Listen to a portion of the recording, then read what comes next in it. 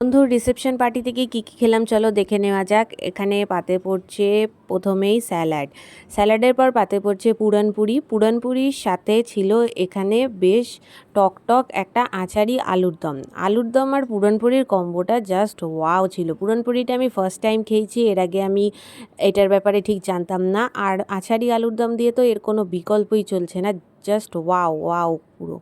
এরপর পাতে আসছে ডায়মন্ড ফিশ ফ্রাইটা একেবারে পিওর ভেটকি মাছের ছিল। এখানে আমি অল্প আবার কাসুন্দি দিতে বলেছিলাম, কাসুন্দি দিয়ে এখানে ডায়মন্ড ফিশ ফ্রাইটা খাওয়ার জাস্ট অসাম ছিল। আর এখানে আমি এখন ফিশ ফ্রাইটা ভাঙছি। এখানে পুরোপুরি পিওর ভেটকি মাছের স্টাফিং একদম ঠাসা ছিল। আর এরপর পাতে আসতে চলেছে একদম সাদা বাসমতি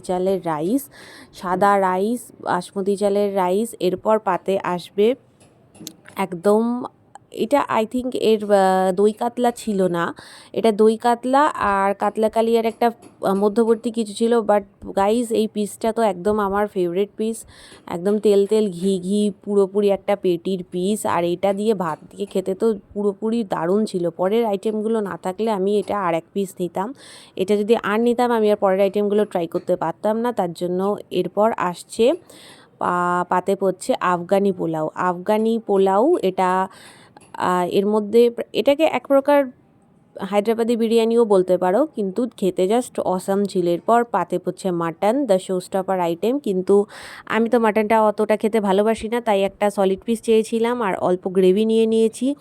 কিন্তু মাটন না খেলেও এর গ্রেভি দিয়ে এই পোলাওটা খেতে আমার তো দারুণ লেগেছে।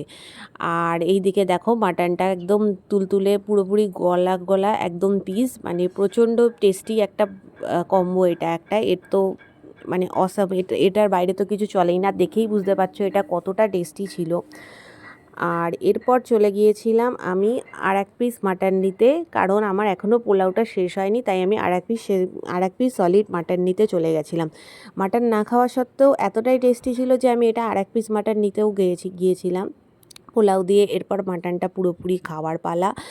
আর এইবার পড়েছে একটা অল্প তেল চর্বি মিশিয়ে নরম সলিড পিস। আর এরপর আসতে চলেছে চাটনি আর মাখা সন্দেশ আর পাঁপড়। চাটনিটা জাস্ট অসাম, মানে কোনো কথাই চলবে না। এটা আমসদ্দ গ্রেট করে দেওয়া হয়েছিল, আর আমি তো পাঁপড় দিয়ে চাটনি খেতেই ভালোবাসি। আর অনেকগুলো ফ্লেভার আইসক্রিম ছিল, আমি নিয়েছিলাম একটা ম্যাঙ্গো ফ্লেভার। এই দেখো আমার বন্ধুরা এখানে কি বলছে দেখে নাও।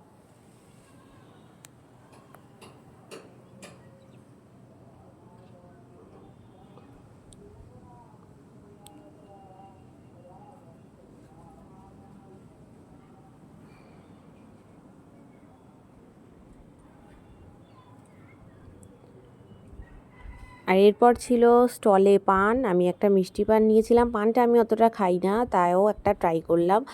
আর এরপর আসছি স্টার্টার আইটেমে কী কী ছিল একবার লিস্টটা দেখে নাও। এখানে আসছে চিকেন রেশমি কাবাব, এরপর আসছে টিক্কা কাবাব, তারপর আসছে প্রন, এটা হচ্ছে যতদূর সম্ভব প্রন পাকোড়া ছিল। এরপর বেবি নান, এরপর আসছে একদম আমার ভীষণ ফেভারিট একটা জিনিস, সেটা হচ্ছে পাপড়ি চাট। এক প্লেট পাপড়ি চাট খেলে তো আর কিছু পেট ভরে যাবে, তার জন্য আমি বলেছিলাম এখানে 3-4টে পাপড়ি দিয়ে 4টা প্রিপেয়ার করে দিতে, আর 4টা প্রিপেয়ার করেছিল। আর এখানে ছিল কফি। আর সবচেয়ে আনন্দের একটা বিষয় দেখো, আমার birthday celebration. Happy birthday, happy birthday to you. আমাকেও